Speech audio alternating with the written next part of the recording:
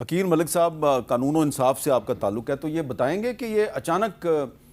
28ویں ترمیم پہ گفتگو شروع ہو گئی ہے، ملاقاتیں شروع ہو گئی ہیں، ایک میٹنگ ہوئی ہے پریزیڈنٹ ہاؤس میں، پرائم منسٹر صاحب اور اسحاق ڈار صاحب تھے اس میں شامل، وہ گئے، میٹنگ ہوئی، تو کیا یہ واقعی عید الاضحیٰ سے پہلے پہلے یہ ترمیم آ رہی ہے اور منظور بھی ہو جائے گی؟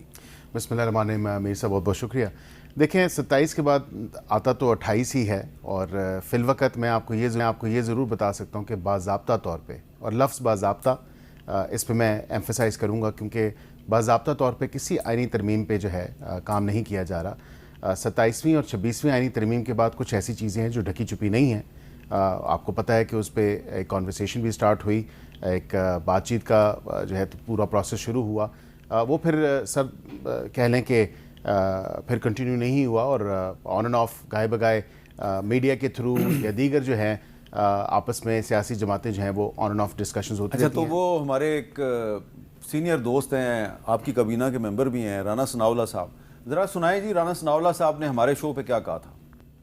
28ویں ترمیم بھی آ رہی ہے نا، اس پہ بات کر لیں گے۔ 28ویں ترمیم تو آ رہی ہے ایجوکیشن پہ، وہ تو آ رہی ہے پاپولیشن پہ، اچھا، وہ تو آ رہی ہے اپنا جو ہے وہ ان چیزوں چلیں، یہ بڑی اچھی بات آپ نے بتائی ہے کے اوپر آ رہی ہے۔ 28ویں ترمیم جو ہے وہ ایجوکیشن وہ آ رہی ہے لوکل باڈیز کے اوپر۔ چلیں جی، آ رہی ہے جی 28ویں ترمیم بھی آ رہی ہے جی۔ رانا ثناءاللہ صاحب نے یہ باضابطہ طور پہ بتا دیا ہمیں، آپ کیوں کہتے ہیں جی باضابطہ طور پہ نہیں آ رہی؟ نہیں، میرا کہنے کا مقصد یہ تھا میر صاحب کہ یہ وہی چیزیں ہیں جو 26ویں اور 27ویں سے کیری فارورڈ ہو رہی ہیں۔ تعلیمی نظام میں جو ایک یکساں تعلیمی نصاب ہے، اس کا نصاب ہونا تعلیمی نظام کا، اور ایک سنگل نیشنل کریکلم کی اگر بات کی جائے، اس کے ساتھ ساتھ ہیلتھ کے اوپر بھی یہ بات کوئی ڈھکی چھپی بات نہیں، اس کے ساتھ NFC ایوارڈ کے اوپر بھی یہ کانورسیشن 27ویں کے درمیان ہوئی تھی، اور یہ 140 سے جو لوکل گورنمنٹ کا تمام تر معاملہ ہے اس پہ بھی بات ہوئی تھی۔ یہ تو کوئی ایسی بات نہیں، on the floor of the house وزیر اعظم نے خود جو ہے 140 سے لوکل گورنمنٹ کے حوالے سے بات کی تھی، تو یہ چیزیں تو ان دا لارجر نیشنل انٹرسٹ یا پبلک انٹرسٹ کی چیزیں ہیں، تو اگر یہ ہوتی ہے اور آگے کوئی باضابطہ طور پہ معاملات آگے بڑھتے ہیں کسی آئینی ترمیم کی جانب، تو میں سمجھتا ہوں کہ اچھی بات ہوگی۔ آغا رفیع اللہ صاحب، پچھلے دنوں پریزیڈنٹ ہاؤس میں ایک میٹنگ ہوئی، اس میں پریزیڈنٹ صاحب تھے اور سلیم مانڈی والا صاحب تھے، دوسری طرف پرائم منسٹر صاحب تھے، deputy prime minister Ishaq Dar تھے، اسپیکر قومی اسمبلی یاز صادق صاحب تھے، اور اس میں بہت سے معاملات پہ گفتگو ہوئی۔ اس پہ بھی بات، وہاں پہ بلاول بھٹو زرداری صاحب نظر نہیں آئے، اس کی کیا وجہ ہے؟ بلاول صاحب کا چونکہ اس میں کوئی ایسا رول نہیں ہوگا کہ جس چیز میں اگر مثال کے طور پہ وزیر اعظم پاکستان اور صدر پاکستان کے ساتھ مل کے انہوں نے کوئی ڈسکشن کرنی ہو، کوئی بات کرنی ہو، تو میں بھی کسی اس ٹائم حکومتی امور کے حوالے سے کوئی بات کر رہا ہوں۔ جو چیز چیئرمین بلاول بھٹو زرداری صاحب کی ہے اس کا کنسرن، اب جیسے کل رات چیئرمین صاحب آئے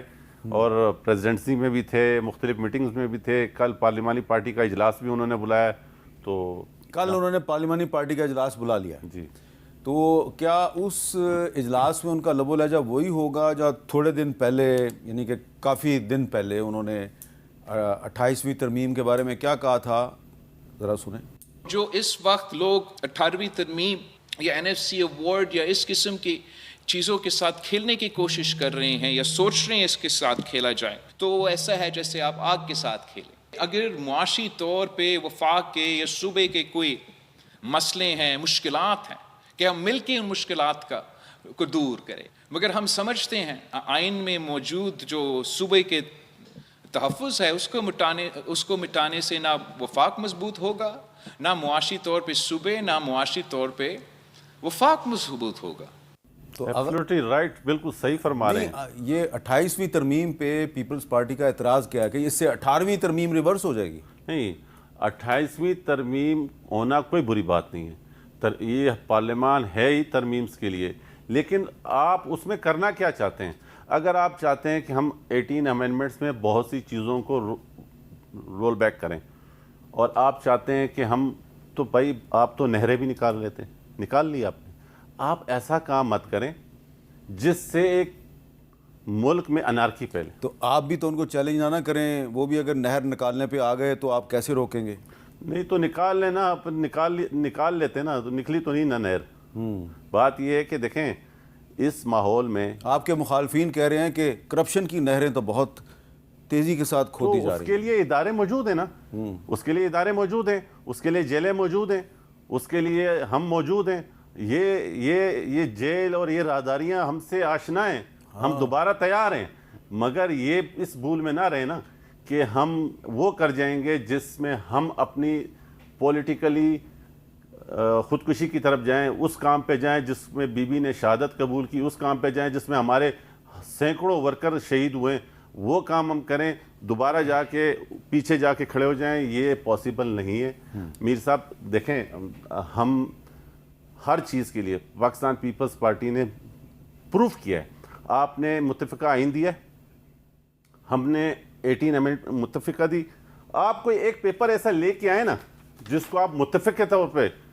لوگوں کو کنسنسس پیدا کریں. اگر آپ کہتے ہیں کہ زور اور جبر سے, تو زور اور جبر سے تو ضیاء نے بھی کیا, زور اور جبر سے مختلف لوگوں نے اس ملک کے اندر مختلف کام کیے, پائے تکمیل تک نہیں پہنچا.